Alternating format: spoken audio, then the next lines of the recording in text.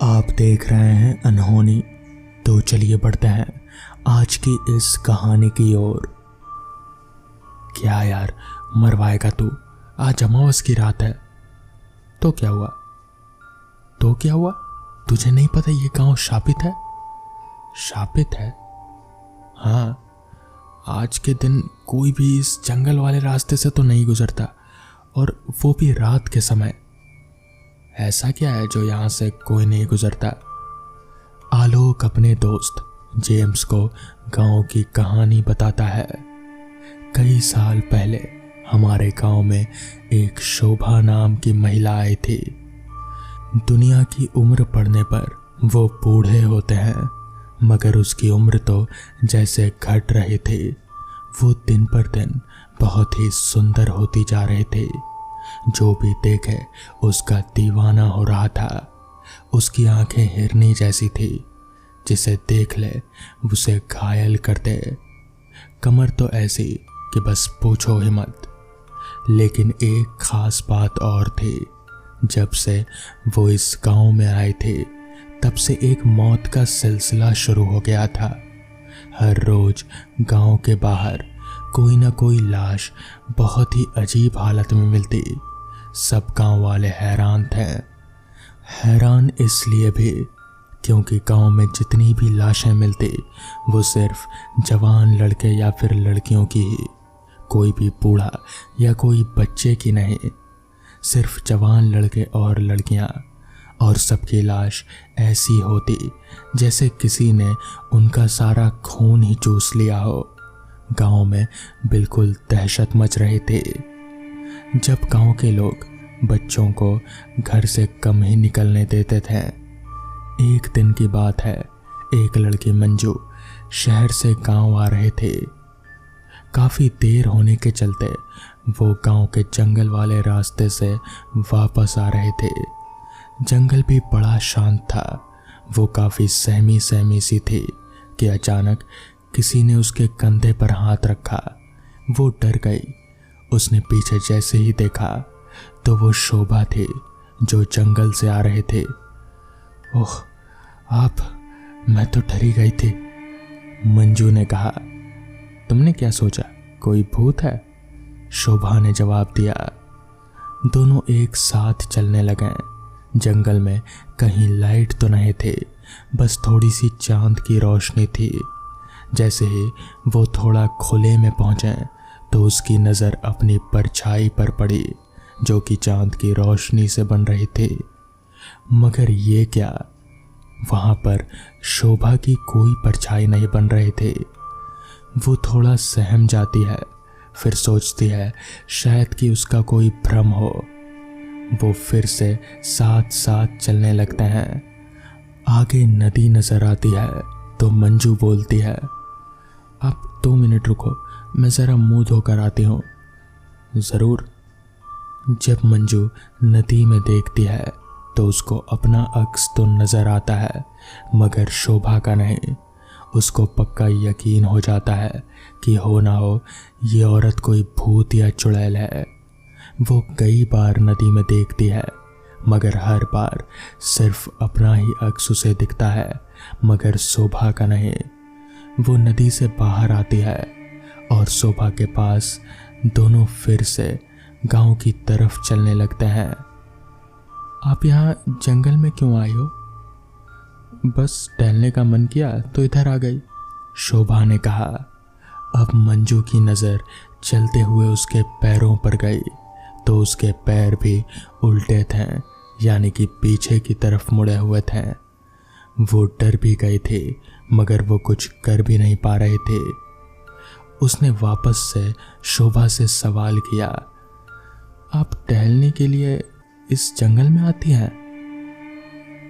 मंजू को इस तरह के सवाल करते देख कहीं ना कहीं शोभा को शक होने लगा। तभी शोभा ने कहा, नहीं, अपना शिकार करने। ये कहते हुए शोभा के लंबे दांत, हाथ भी रीछ की तरह हो गए। लंबे लंबे नाखून। चेहरा इतना भयानक था कि कोई भी देखे तो डर कर बेहोश हो जाए। और वो हवा में उड़ने लगे थे जिसे देख मंजू ने जोर की चीख मारी, अब मैं तेरा शिकार करूंगी। इतना सुनते ही मंजू बहुत जोर से गांव की तरफ दौड़ने लगी और चुड़ैल भी उसके पीछे थे। मगर मंजू किसी तरह से दौड़ते दौड़ते गांव में पहुंच गई और वहीं पर जाकर रुकी जहां पर कुछ सारे लोग साथ में बैठे थे। गांव के सुरक्षा के लिए कुछ लोग वहां पर जमा हुआ करते थे हर रात। जब से गांव में यह मौत का माहौल हुआ था तब से ही। बचाओ बचाओ। जब यह आवाज़ उन्होंने सुनी तब वो सब जंगल की तरफ दौड़े और उन्होंने मंजू को पहचान लिया। उन्होंने मंजू को रोका और पूछा, क्या वो बेटी, तुम इस तरह से चिल्ला क्यों रही हो? काका काका, वो चुड़ैल मेरे पीछे लगी हुई है। उसकी सांस भी चढ़ी हुई थी। फिर उसने जंगल में बीती सारी बात सरपंच और गांव वालों को बताई।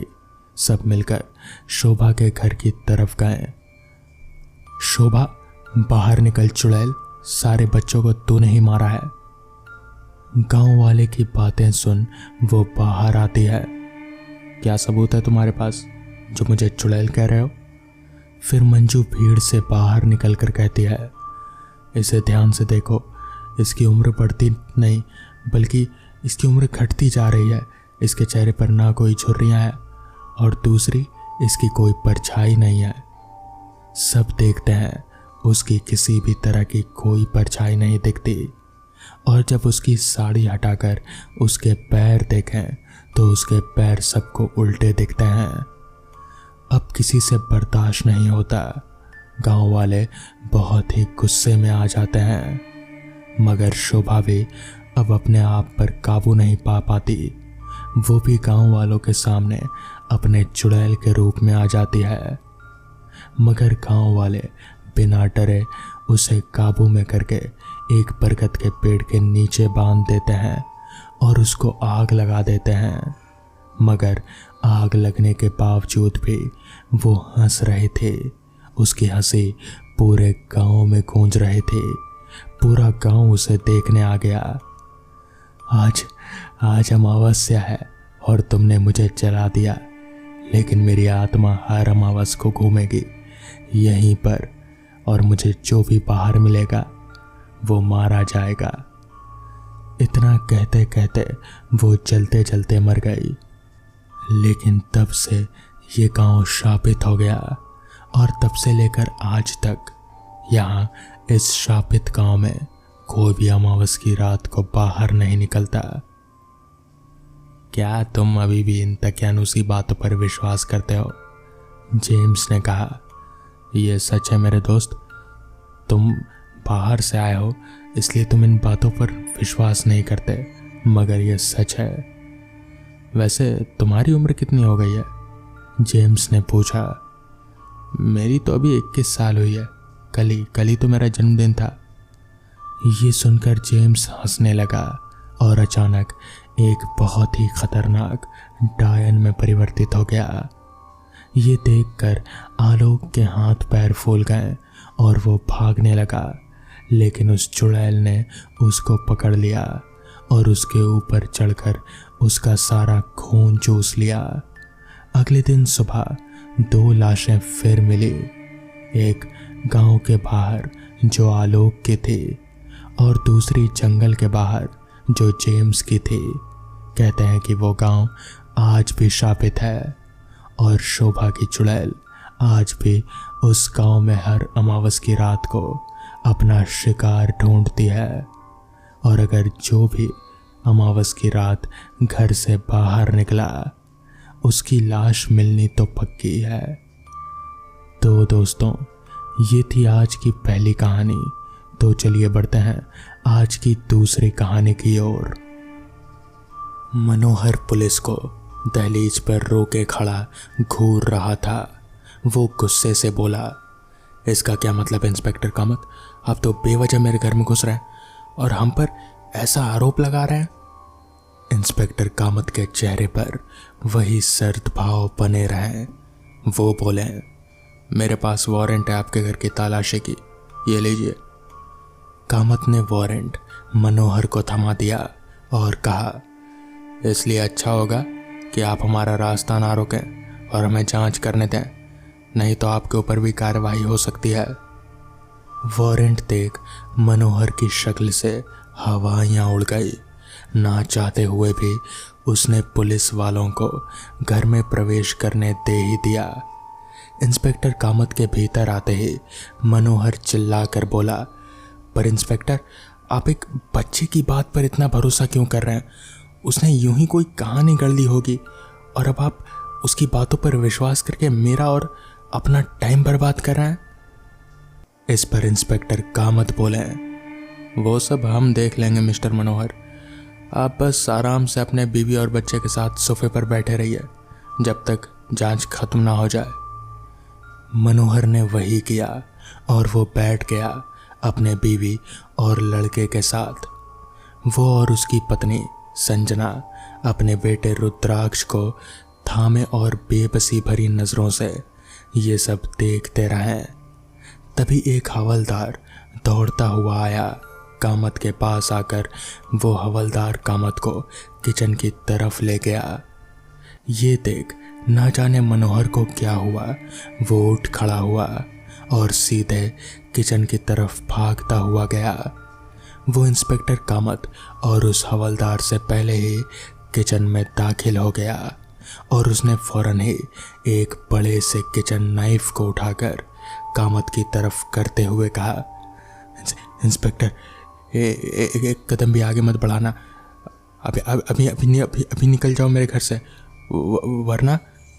इतना कहकर उसने कामत की तरफ से वो चाकू हटाकर अपने गले पर रख लिया और कुर्राते हुए बोला, वरना मैं खुद की जान ले लूंगा।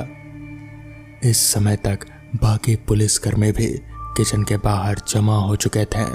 संजना भी आ चुकी थी और अपने पति को ये हरकत करता देख वो चीख पड़ी, पर कामत पर उसकी इस धमकी का कोई असर नहीं हुआ। वो अपनी जगह पर ही बिल्कुल जमा खड़ा मनोहर को ही देखता रहा और फिर बोला, मनोहर, उस चाकू को नीचे फेंक दो और अपने गुनाहों को कबूल कर लो, इसी में तुम्हारी और तुम्हारे पूरे परिवार की भलाई है।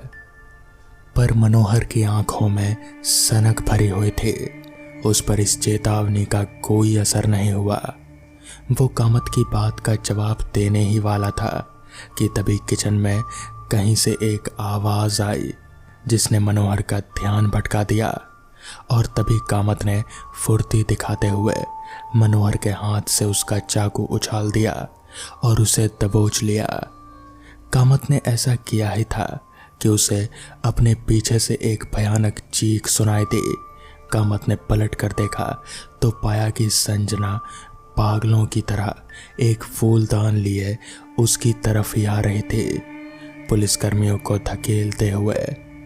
उस समय संजना में एक अजीब सी शक्ति आ गई थी और वो शायद कामत के जान ले ही लेती कि तभी वहां पर एक महिला पुलिसकर्मी ने टीजर गन से उसे शूट कर दिया, जिसकी गोली सीधे संजना को जा लगी और वो बिजली का झटका खाकर गिर गई। सभी ने राहत की सांस ली। इसके बाद मनोहर को हथकड़ी पहना संजना के साथ बाहर भेज दिया गया। उस हवलदार ने कामत को अपनी खोज के बारे में बताया, जो कि था एक गुप्त तहखाना किचन के नीचे। कारपेट को हटाने पर पुलिस को वो तहखाना दिख गया और उसका द्वार खोलते हुए वो अंदर घुस गए। तहखाने में काफी अंधेरा था तो पुलिस ने टॉर्च चला ली और जो अंदर देखा उसे देखकर वो बुरी तरह से चौंक उठे। उस तहखाने में एक वृद्ध महिला थी, जंजीरों से बंधी हुई, जो कि काफी कमजोर लग रहे थे। पुलिस वालों को देखकर वो कुछ बोलने लगे, पर कमजोरी की वजह से ज्यादा जोर से बोल नहीं पाई। वो रहस्यमयी आवाज शायद इन्हीं की थी। उनकी हालत देखकर साफ पता चल रहा था कि वो बहुत बुरी हालत में है और उन्हें फौरन ही मेडिकल सहायता की ज़रूरत है। कामत ने पहले ही एक एम्बुलेंस बुला ली थी और उन महिला को फौरन अस्पताल पहुंचा दिया गया। ये केस देखते ही देखते सभी की चर्चा का विषय बन गया, क्योंकि यह काफ़ी भयानक मामला था। मनोहर और संजना काफ़ी लालची लोग थे। उन्हें मनोहर के मामा सेठ धनपत लाल से जायदाद के बारे में काफ़ी कुछ मिला, पर उससे वो लोग संतुष्ट नहीं थे। उन्हें और लालच था, उन्हें और धन चाहिए था। सो उन्होंने धनपत लाल और उनकी पत्नी भावना का अपहरण कर लिया। मनोहर और संजना ने बड़ी ही प्लानिंग करी थी और उन्होंने आसानी से इन दोनों की गुमशुदगी को कार दुर्घटना में हुई मौत से तब्दील कर दिया। अपने इस प्लान के लिए उन्होंने 2 अनजान लोगों की जान ले ली और फिर धनपत लाल की कार में और उन दोनों की लाश को कार में डालकर कार को आग लगा दी। लाश इतने जल गए थे कि उन्हें पहचान पाना नामुमकिन हो गया था और बस धनपत लाल की घड़ी और भावना की अंगूठी के आधार पर ही उन दोनों लाशों की पहचान हुई थी। वहीं दूसरी ओर मनोहर और संजना छुपकर धनपत लाल और भावना को अपने घर ले आए और तहखाने में उन्हें बंद कर दिया। एक तांत्रिक ने उन्हें बताया था कि धनपत लाल और भावना देवी पर कुबेर और माता लक्ष्मी का आशीर्वाद था, जिस वजह से अगर उनकी बलि चढ़ाई जाए तो उसके फलस्वरूप मनोहर और संजना पर धन की वर्षा होगी। इसलिए उन्होंने तांत्रिक के कहे अनुसार खास तारीख पर धनपत लाल की बलि चढ़ा दी। ये सब शायद पुलिस को पता ना चलता अगर विवान ना होता। विवान धनपत लाल की दूसरी बहन का पोता और वो धनपत लाल और भावना को बेहद लाडला था। एक दिन अचानक ही उसे सपने में धनपत लाल दिखने लगे जो उससे कुछ कहते हैं, पर विवान कुछ समझ नहीं पाता। उनका अर्थ क्या था वो कुछ भी समझ नहीं पाता, लेकिन वो इतना समझ गया था कि धनपत लाल काफ़ी दुखित हैं और वो कुछ बताना चाह रहे थे। और फिर अचानक से ही उसे कुछ दृश्य दिखने लगे अजीब से किसी अंधेरी जगह के, और फिर उसे मनोहर और संजना भी दिखे जो धनपत लाल के लाश को उठाकर ले जा रहे थे। विवान समझ गया कि धनपत लाल और भावना के साथ मनोहर और संजना ने कुछ तो किया था। ये बात विवान ने अपने माता पिता को बताई, जिसे पहले तो उन्होंने बस पूरा सपना समझा, मगर फिर विवान की आवाज़ में विश्वास की झलक देखकर विवान के पिता ने अपने दोस्त पुलिस से बात की, जिसने गुप्त तरीके से जांच करनी शुरू कर दी और उसे सबूत भी मिल गए। जिस सड़क पर दुर्घटना हुई थी धनपत लाल और भावना की, उसी सड़क के सीसीटीवी में मनोहर और संजना भी दिखे थे उन दोनों का पीछा करते हुए, पर सीसीटीवी हर जगह मौजूद नहीं है और ना ही वो दोनों अपनी साजिश को अंजाम देते हुए कैद हुए, इसलिए ये ठोस सबूत नहीं थे। लेकिन विवान के पिता के लिए ये सबूत काफ़ी था और वो अपने पुलिस दोस्त के साथ कमिश्नर के पास पहुँचे, जिन्हें कुछ तो गड़बड़ लगी और उन्होंने सर्च वारंट जारी कर दिया और इंस्पेक्टर कामत को भेज दिया। इस काम के साथ इंस्पेक्टर कामत ने भावना देवी को तहखाने से सुरक्षित बचा लिया था, इससे पहले कि मनोहर और संजना उसकी बलि दे पाते हैं। अच्छे से इलाज मिलने के बाद भावना देवी दोबारा स्वस्थ हो गई और उन्होंने पुलिस को मनोहर और संजना की सारी करतूत बता दी, जिस कारण उन दोनों को जेल हुई। तो दोस्तों, ये थी आज की पहली कहानी। तो चलिए बढ़ते हैं आज की दूसरी कहानी की ओर।